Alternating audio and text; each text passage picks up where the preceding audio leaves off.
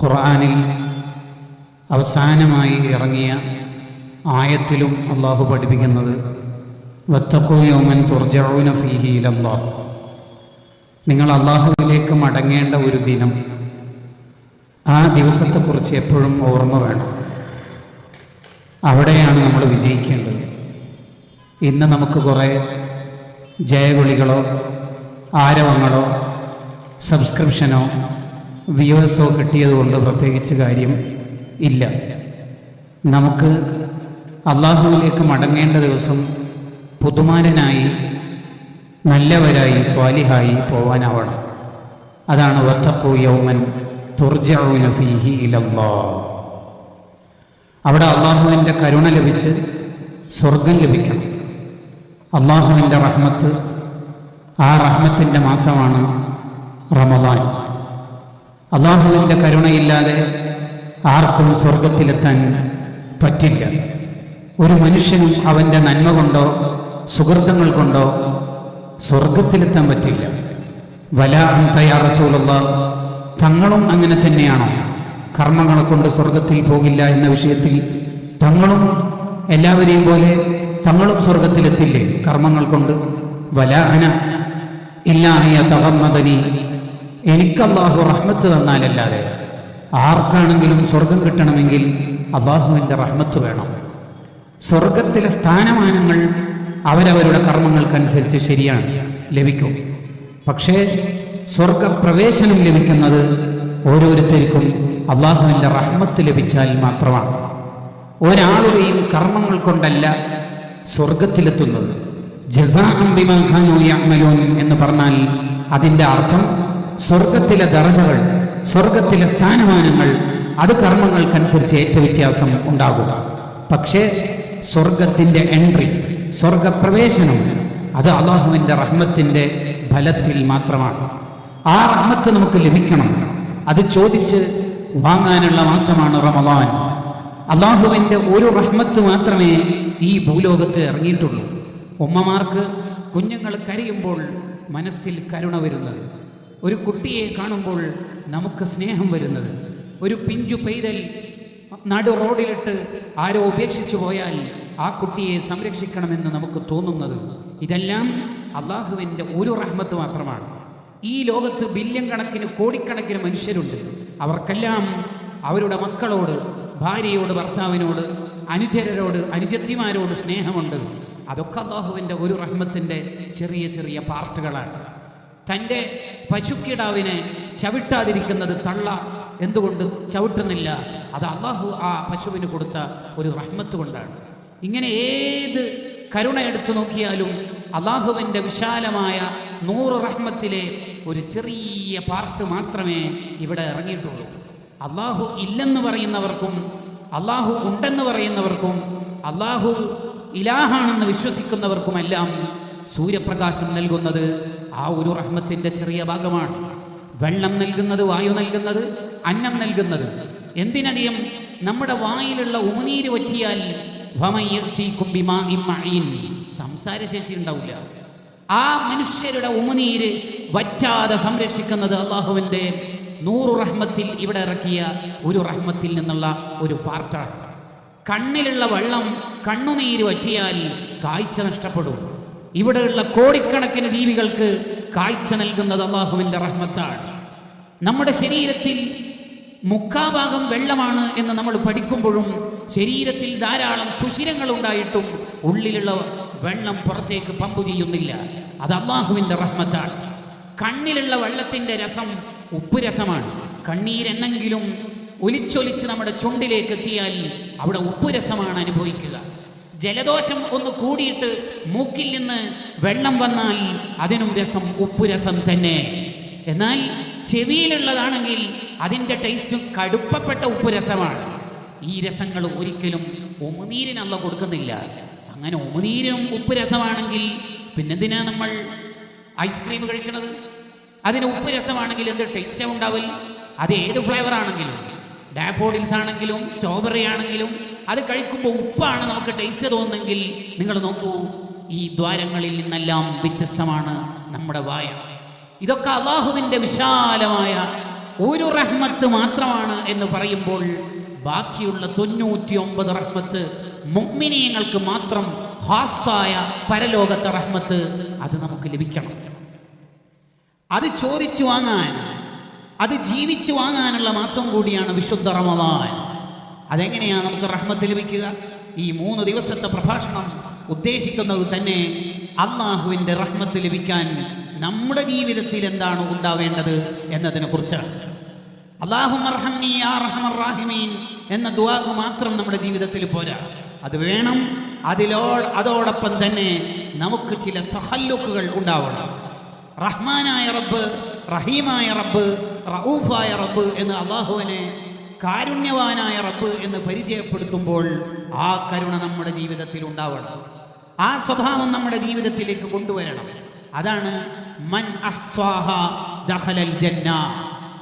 99 പേരുണ്ട് അസ്മാഉൽ ഹുസ്നയിൽ.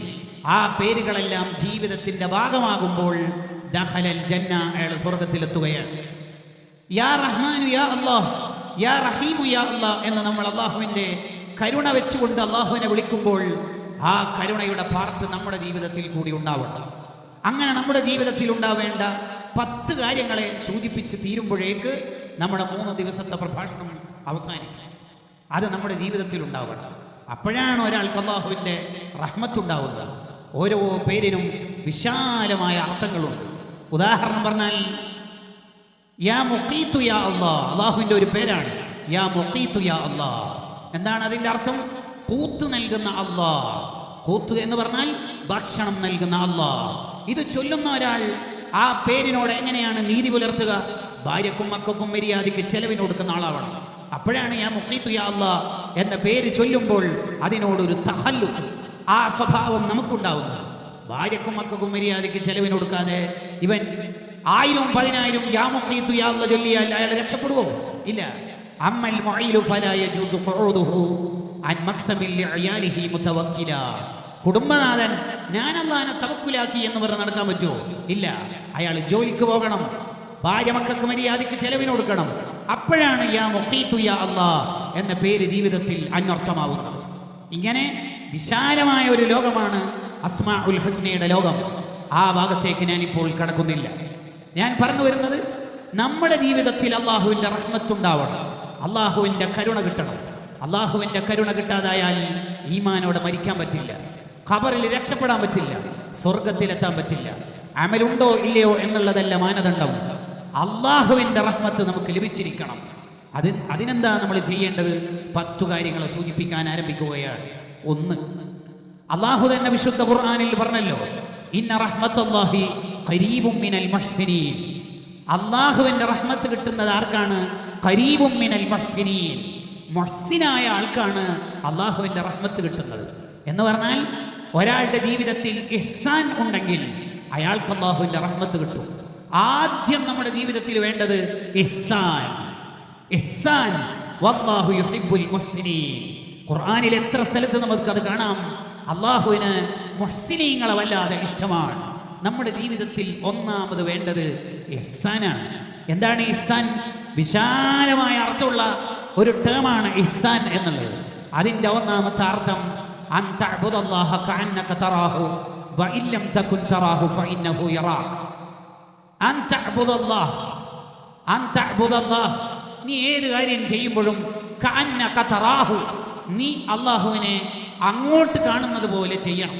വഅലിനിരിക്കുമ്പോൾ, വഅല് പറയുമ്പോൾ, വേദിയിലാണെങ്കിലും സ്റ്റേജിലാണെങ്കിലും, വിതരണക്കാരനാണെങ്കിലും പാചകക്കാരനാണെങ്കിലും, ഏത് ഖതീബാണെങ്കിലും സാമിയാണെങ്കിലും, ഏത് കാര്യം ചെയ്യുമ്പോഴും കഅന്നക തറാഹു, നീ അല്ലാഹുവിനെ അങ്ങോട്ട് കാണുന്ന പോലെ നീ ഇബാദത്ത് ചെയ്യണം. അല്ലാഹുവിനെ അങ്ങോട്ട് കാണുന്നത് പോലെ ഇബാദത്ത് ചെയ്യണം.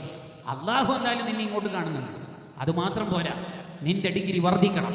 അതിന് നീ അങ്ങോട്ട് കാണുന്നത് പോലെ ഇബാദത്ത് ചെയ്യണം. മുറാഖബ, മുശാഹദ എന്ന 2 ലോകത്തേക്കാണ് ഈ ഹദീസ് നമ്മളെ മാടി വിളിക്കുന്നത്. എന്താ പറഞ്ഞത്? മോനെ, നീ എന്ത് ചെയ്യുമ്പോഴും അല്ലാഹു ഇങ്ങോട്ട് കാണുന്നുണ്ട് എന്ന് മാത്രം പോരാ, പിന്നെ അല്ലാഹുവിനെ നീ അങ്ങോട്ട് കാണണം. എങ്കിൽ നിന്റെ ഖുർആനൂത്തിന് നിനക്ക് മധുരം ഉണ്ടാവും. നീ ചെയ്യുന്ന ഏത് സുഹൃതത്തിനും നിനക്കതിൻ്റെ മധു, നിനക്കതിൻ്റെ ഹലാവത്ത് അനുഭവിക്കാൻ പറ്റും. അൻ തഅ്ബുദല്ലാഹ കഅന്നക തറാഹ്. നീ അല്ലാഹുവിനെ അങ്ങോട്ട് കാണുന്നത് പോലെ ഇബാദത്ത് ചെയ്യണം. ഇപ്പോൾ നമ്മൾ ഇവിടെ ഇരിക്കുമ്പോൾ, ഇവിടെ നിൽക്കുമ്പോൾ ആ ചിന്ത നമുക്കുണ്ടായാൽ നമുക്ക് മനസ്സിന് അനുഭവിക്കുന്ന ഒരു സുഖം ലോകത്തൊരു ഫുഡിനും കിട്ടൂല. അതിനാണ് ഹലാവത്തുൽ ഈമാൻ, ഈമാനിന്റെ മധുരം എന്ന് പറയുന്നത്.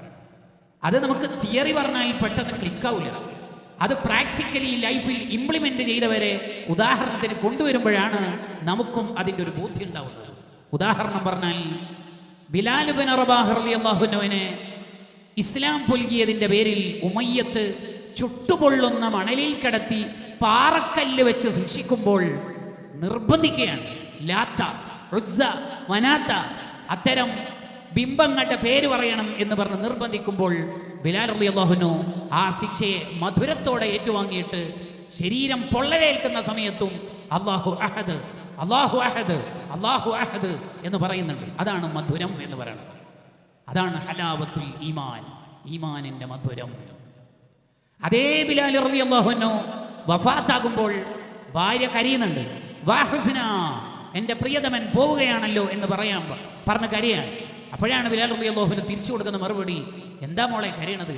വാ ത്വറബ, ഐ ആം വെരി ഹാപ്പി, എനിക്ക് വലിയ സന്തോഷമാണ്. കാരണം ഗദൻ അൽഖൽ അഹിബ്ബ മുഹമ്മദൻ വസഹബ, ഞാൻ ഇന്ന് മരണപ്പെട്ടാൽ നാളെ നബി സല്ലല്ലാഹു അലൈഹി വസല്ലം തങ്ങളെയും എൻ്റെ സീനിയേഴ്സായ സ്വഹാബത്തിനെയും എനിക്ക് കാണാലോ. കണ്ടോ ഈമാനിന്റെ മധുരം.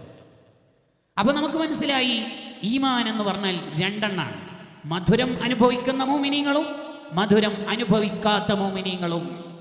മധുരം അനുഭവിച്ച മുഅ്മിനീങ്ങളെ നരകം ഒരു സെക്കൻഡ് പോലും സ്പർശിക്കില്ല. മധുരം അനുഭവിക്കാത്ത ഈമാനുള്ള മനുഷ്യന്മാർ നരകത്തിൽ ശാശ്വതമാവില്ല. അവർ നരകത്തിൽ പോകാനുള്ള സാധ്യത അള്ളാഹ് പുറത്തു കൊടുത്തിട്ടില്ലെങ്കിൽ ഉണ്ട്. അവർക്ക് ഈമാനൊക്കെ ഉണ്ട്, പക്ഷെ മധുരമില്ല, അതിന് ടേസ്റ്റ് ഇല്ല.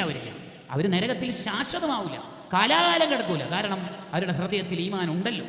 പക്ഷേ ആദ്യത്തെ വിഭാഗം അവരാരാ?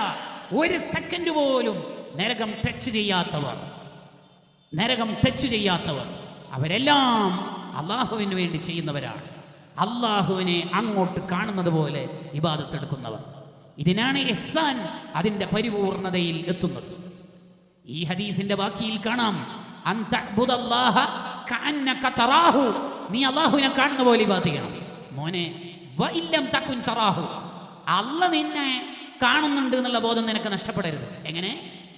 ആദ്യം നിനക്ക് വേണ്ടത് അൻതഅ്ബുദല്ലാഹ കഅന്നക തറാഹു, നീ ഏത് കാര്യം ചെയ്യുമ്പോഴും അള്ളാഹുവിനെ അങ്ങോട്ട് കാണുന്ന പോലെ ഇബാദത്ത് ചെയ്യണം. വഇല്ലം തകുൻ തറാഹു, അള്ളാഹു നിന്നെ ഇങ്ങോട്ട് കണ്ടാലും ഇല്ലെങ്കിലും നിനക്ക് മിനിമം ക്വാളിറ്റി വേണം. അതേതാ? ഫഇന്നഹു യറാഖ്, അള്ളാഹ് നിന്നെ ഇങ്ങോട്ട് കാണുന്നുണ്ട് എന്നുള്ള ബോധം അതെന്തായാലും വേണം. അതെന്തായാലും വേണം, അത് വേണം, അത് വേണം. അതേറ്റവും മിനിമാണ്. ലഗേജ് കൂടിയിട്ടുള്ളത് എന്തെങ്കിലും ചെയ്യാൻ പറ്റുമോ എന്ന് എയർപോർട്ടിലെ സ്റ്റാഫിനോട് ചോദിച്ചപ്പോൾ എത്ര കൂടുതൽ? 3 കിലോ. അയ്യോ, എയർ അറേബ്യ ബഡ്ജറ്റ് ഫ്ലൈറ്റ് ആയതുകൊണ്ട് there is a no chance. എന്നാലും സംസാരിച്ച് നോക്കാം. അങ്ങനെ സംസാരിച്ചുകൊണ്ടിരിക്കുമ്പോൾ ഇയാൾ പറയണത് എനിക്ക് പാസ്പോർട്ടും ഇല്ല.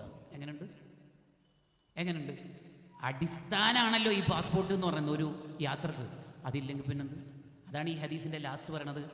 അള്ളാഹ് ആ റബ്ബിനെ നീ അങ്ങോട്ട് കാണണം, എന്നിട്ടാണ് നീ ഓരോ കാര്യം ചെയ്യേണ്ടത്.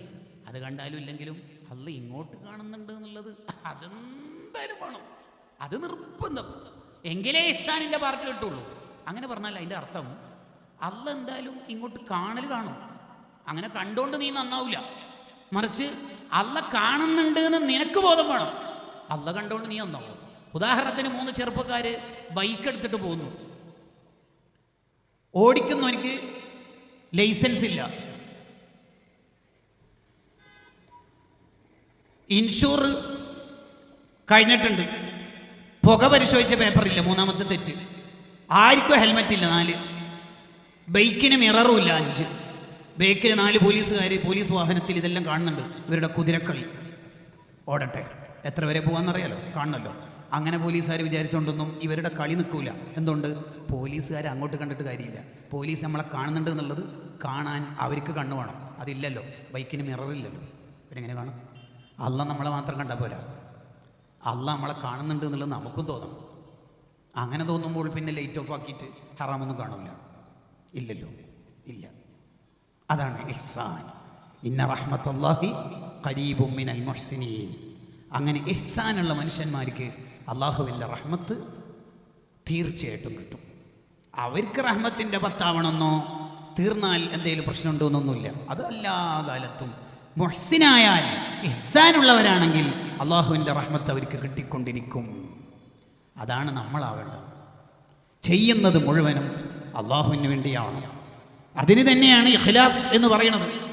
ഹദ്ദാദ് റളിയല്ലാഹു അൻഹു പറഞ്ഞല്ലോ, ഏത് കാര്യം ചെയ്യുമ്പോഴും അത്തഖർറുബു ഇലല്ലാഹ്, ഞാൻ ഈ കാര്യം ചെയ്തതുകൊണ്ട് എൻ്റെ അള്ളാഹുവിലേക്ക് ഞാൻ അടുക്കണം, അള്ളാഹുവിൻ്റെ ഇഷ്ടം കിട്ടണം, അങ്ങനെ ചിന്തിച്ചിട്ടായിരിക്കണം നീ ഓരോ കാര്യം ചെയ്യേണ്ടത്. അതിനാണ് ഇഖ്ലാസ് എന്ന് പറയുന്നത്.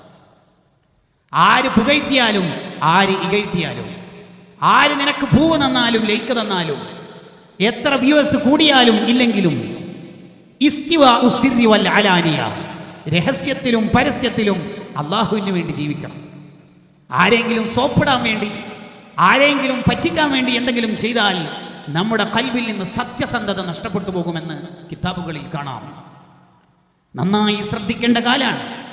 എല്ലാവരും കണ്ടീഷനിലും അൺകണ്ടീഷനിലുമായ പോസിറ്റീവ് സ്റ്റോക്കിൻ്റെയും വെസ്റ്റേൺ സൈക്കോളജിയുടെയും പിന്നാലെ പോകുമ്പോൾ ചെയ്യുന്നത് മുഴുവനും ലില്ലാഹി റബ്ബിൽ ആലമീൻ, അത് അള്ളാഹുവിന് വേണ്ടിയാണ്.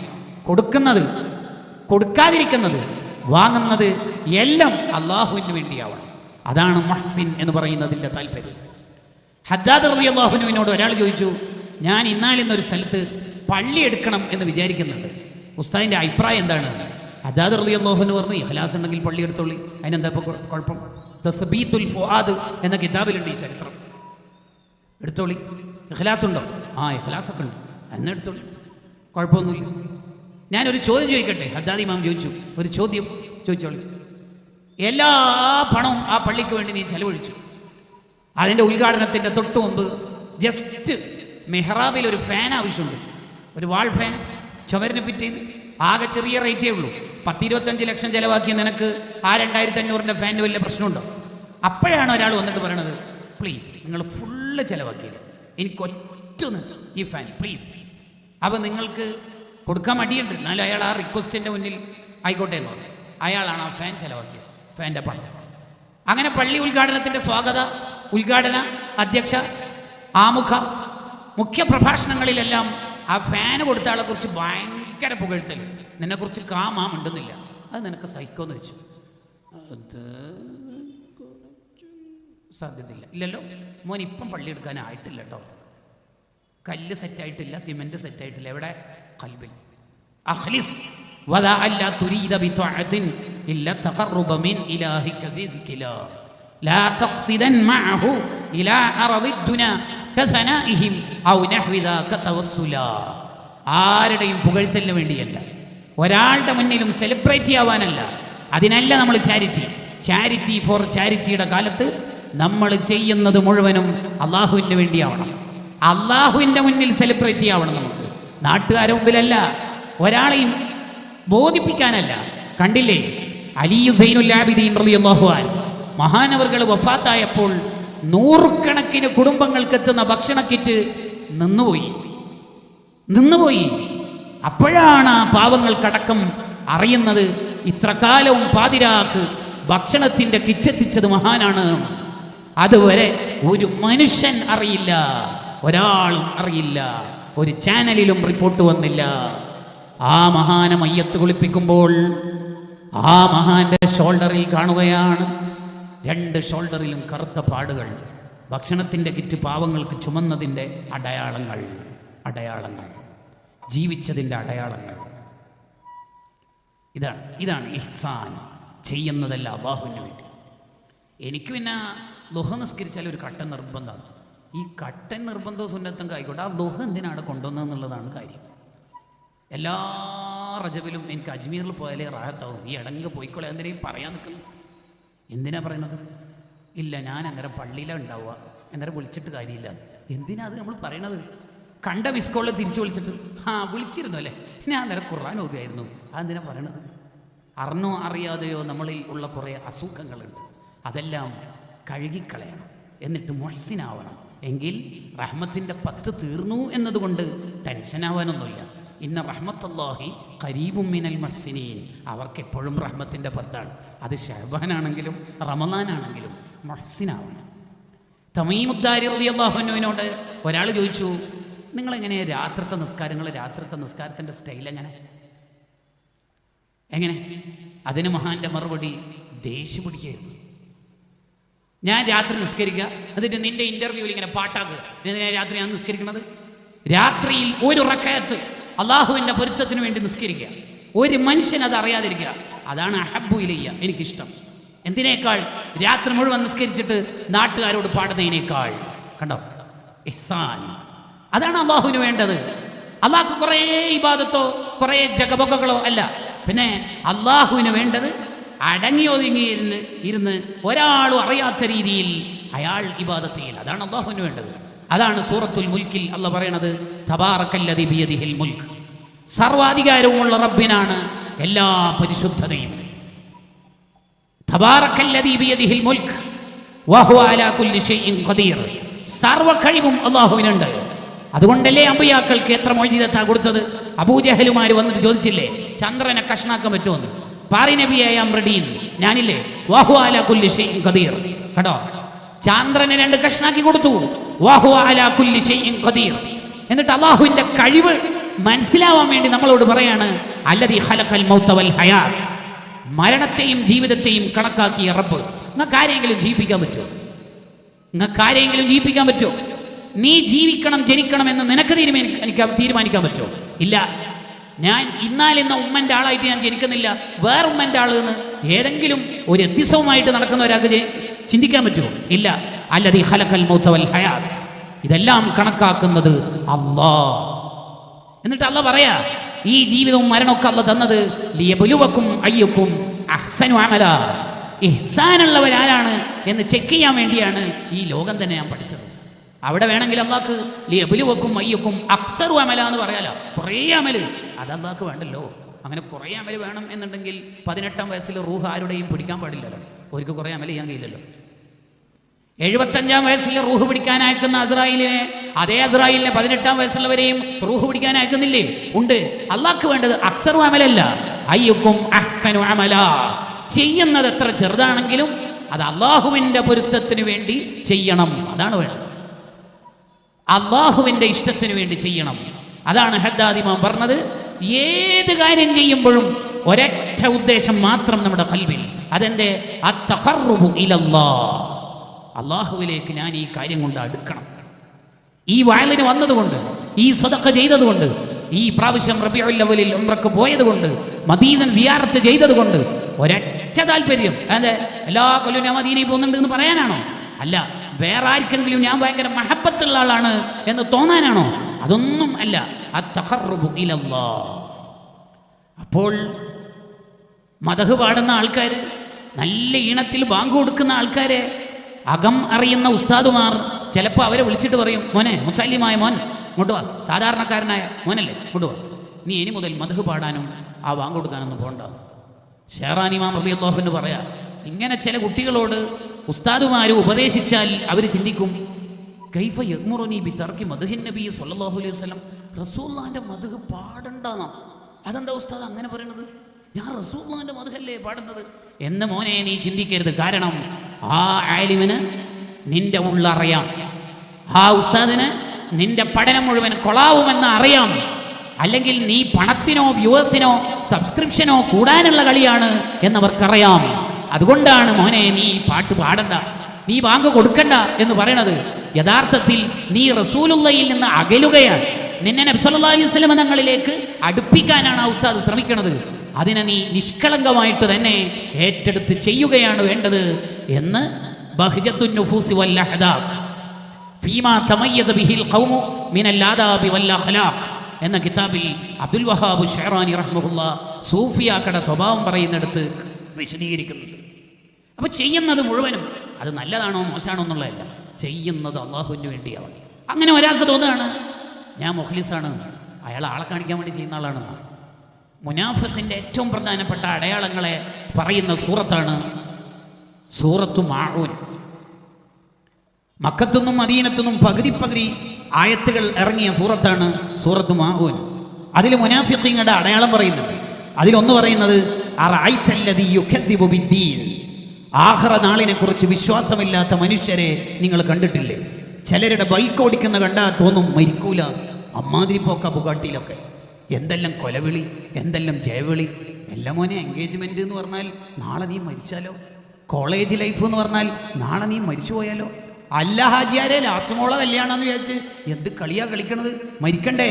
അറഅയ്തല്ലദീ യുകദ്ദിബു ബിദ്ദീൻ, മരിച്ചതിന് ശേഷമുള്ള ഒരു ജീവിതമില്ലെന്ന് വിചാരിക്കുന്ന ചിലരുടെ കളി നമ്മൾ സൂക്ഷിക്കേണ്ടതാണ്. അവരുടെ ജീവിതത്തിന്റെ ഓട്ടപ്പാച്ചിൽ കണ്ടാൽ തോന്നും ഇദാ മിത്നാ വ കുന്നാ തുറാബൻ വ ഇളാമൻ അഇന്നാ ലമബ്ഊസൂൻ, നമ്മളൊന്നും മരിക്കൂല. അവരുടെ ജീവിതത്തിന്റെ യാത്ര കണ്ടാൽ തോന്നും അടിച്ചു പൊളി, തിമിർത്താട്ടം, വൈബ്. അത് തന്നെ, വേറൊന്നുമല്ല. ആണും പെണ്ണും ഇടകലർന്നുകൊണ്ടുള്ള ഇബാദത്തുകൾ വരെ വരുന്ന ഒരു കാലത്ത് നമ്മൾ ആഖിറം പേടിയുള്ളവരാവണം. ഒരു മുസ്ലിമിൻ്റെ ഏറ്റവും വലിയ പ്രത്യേകത തന്നെ ജസാഇൻ്റെ നാളിനെ കുറിച്ച് വിശ്വാസമുണ്ട് എന്നുള്ളതാണ്, ആഖിറത്തെക്കുറിച്ച് വിശ്വാസമുണ്ട് എന്നുള്ളതാണ്. അതുകൊണ്ട് ഏത് കാര്യം പറയുമ്പോഴും നബി സല്ലല്ലാഹു അലൈഹി വസല്ലം പറയും മൻ കാന യുഅ്മിനു ബില്ലാഹി ഫൽയൗമിൽ ആഖിർ, അള്ളാഹുവിലും അന്ത്യനാളിലും വിശ്വാസമുണ്ടെങ്കിൽ. അതിനാ അത് രണ്ടും പറയണത്? മലക്കളിൽ വിശ്വാസം വേണ്ടേ? അമ്പിയാക്കളിൽ വിശ്വാസം വേണ്ടേ? കിതാബിൽ വിശ്വാസം വേണ്ടേ? വേണം. പക്ഷെ ആഖിറത്തിൽ അന്ത്യനാളിൽ വിശ്വസിക്കുമ്പോഴാണ് ഒരാളുടെ ജീവിതം നന്നാവുക. ഇല്ലെങ്കിൽ അടിച്ചു പൊളിക്കാലോ, തിമിർത്താടാലോ. അതാണ് മുനാഫിഖിന്റെ ഒന്നാമത്തെ അടയാളം. അറഅയ്തല്ലദീ യുകദ്ദിബു ബിദ്ദീൻ, ആഖിറത്തിൽ വിശ്വാസമില്ലാത്തവർ. അവരുടെ അടയാളം പറഞ്ഞായിരുന്നോ നബിയെ? ഫദാലിക്കല്ലദീ യദ്ഉൽ യതീം, അവർ അനാഥകളോട് പരുഷമായി പെരുമാറും. അനാഥകളോട് പരുഷമായി പെരുമാറും. വലാ യഹുല്ലു അലാ തുആമിൽ മിസ്കീൻ, പാവങ്ങൾക്ക് ഭക്ഷണം കൊടുക്കാൻ സ്വന്തം ശരീരത്തെയോ ബാക്കിയുള്ളവരെയോ പ്രോത്സാഹിപ്പിക്കില്ല. ആയത്തിന്റെ തഫ്സീറിൽ കാണാം മറ്റുള്ളവരെ നിരുത്സാഹപ്പെടുത്തും. അവിടെ ഒന്ന് കൊടുക്കേണ്ട, തട്ടിപ്പാൻ തക്കാഫുലൊന്നും ഏറ്റെടുക്കാൻ നിൽക്കണ്ടെന്ന്. വലാ യഹുല്ലു അലാ തുആമിൽ മിസ്കീൻ, പാവങ്ങൾക്ക് ഫുഡ് കൊടുക്കുന്നതിനെ അവർ തടയും. മുനാഫിഖിന്റെ അടയാളാണ്. ഇത്രയും ആയത്ത് മക്കത്ത് നിന്ന് ഇറങ്ങിയത്, ബാക്കി ആയത്ത് മദീനത്ത് നിന്നാണ്. അതെന്തേ? ഫവൈലുൽ ലിൽ മുസല്ലീൻ, നിസ്കാരത്തെ പിന്തിക്കുന്നവർക്കാണ് നരകം. വിശദമായി നമുക്ക് പിന്നീട് ഒരു സംസാരത്തിൽ അത് വരുന്നുണ്ട്. പിന്നെ പറയുന്ന ഒരു കാര്യമുണ്ട്, അതെന്തേ? ഫവൈലുൽ ലിൽ മുസല്ലീൻ അല്ലദീന ഹും അൻ സ്വലാത്തിഹിം സാഹൂൻ എന്ന് പറഞ്ഞ ഉടനെ യുറാഊൻ എന്നൊരു പ്രയോഗം നടത്തുന്നുണ്ട്. എന്താണ് യുറാഊ എന്ന് പറഞ്ഞാൽ? അവരേത് കാര്യം ചെയ്യുമ്പോഴും ആള് കാണണം എന്നൊറ്റ ചിന്ത, അത്രയേ ഉള്ളൂ. ആള് കാണണം എന്നൊരു ചിന്ത. ഒരാൾ മുഖ്ലിസാവൽ എപ്പോഴാണ്? ഒരാൾ മുഖ്ലിസാവുക എന്ന് പറഞ്ഞാൽ അയാൾ ഈ കടപ്പുറത്ത് വെച്ചുള്ള പ്രഭാഷണത്തിൽ അതിൻ്റെ ഡെഫിനിഷൻ വേഗം ക്ലിക്കാവുന്നതാണ് മനസ്സിലാവുന്നത്. ഇത് കിതാബിൽ കണ്ടതിന് ശേഷം ആദ്യമായിട്ടാണ് മണലിൽ വെച്ച് ഞാൻ പ്രസംഗിക്കുന്നത്. ഇത് മണലാണല്ലോ. ജാമിഉൽ ഉലൂം വൽ ഹികം ഫീ ശർഹി 50 ഹദീസൻ മിൻ ജവാമിൽ കലിം എന്ന കിതാബിൽ കാണാം, മുഖ്ലിസ് എന്ന് പറഞ്ഞാൽ മണലിലൂടെ നടക്കുന്നവനെ പോലെയാണ്. മണലിലൂടെ നടന്നാൽ ശബ്ദം ഉണ്ടാവില്ല, പക്ഷെ അത് നടന്നതിന് അടയാളം ഉണ്ടാവും. അതാണ് മുഖ്ലിസിൻ്റെ ജീവിതം. അയാൾ ജീവിച്ചതിന് കുറേ പള്ളി മദ്രസയും സുന്നി സെൻ്ററും ദീനൊക്കെ ഉണ്ടാവും, പക്ഷെ മൂപ്പർ കുറേ ഫോട്ടോത്തിലൊന്നും ഉണ്ടാവില്ല. അടയാളം ഉണ്ടാവുന്നല്ലാണ്ട് ഒച്ചപ്പാടൊന്നും ഉണ്ടാവില്ല, ജഗപൊന്നും ഉണ്ടാവില്ല, ഞാനാണത് കൊടുത്തത് എന്നുള്ളതൊന്നും ഉണ്ടാവില്ല. മരിക്കാനാവുമ്പോൾ കാണാൻ വരുന്ന എല്ലാവരോടും ഒരുപാട് കൊടുത്തിന് മോനെ പള്ളിക്കൽ അങ്ങനത്തെ വർത്താനൊന്നും ഉണ്ടാവില്ല. പക്ഷെ മൂപ്പർ ജീവിച്ചതിന് അടയാളം ഉണ്ടാവും, അതുണ്ടാവും. അതാണ് മുഖ്ലിസ്, അതിനാണ് ഇഹ്സാൻ എന്ന് പറയുന്നത്. അങ്ങനെ നമ്മൾ ചെയ്യുന്നത് മുഴുവനും അള്ളാഹുവിൻ്റെ പൊരുത്തത്തിലായാൽ അതാണ് അള്ളാഹുവിൻ്റെ റഹ്മത്ത് കിട്ടാനുള്ള 10 വഴികളിലെ ഒന്നാമത്തെ കാര്യം.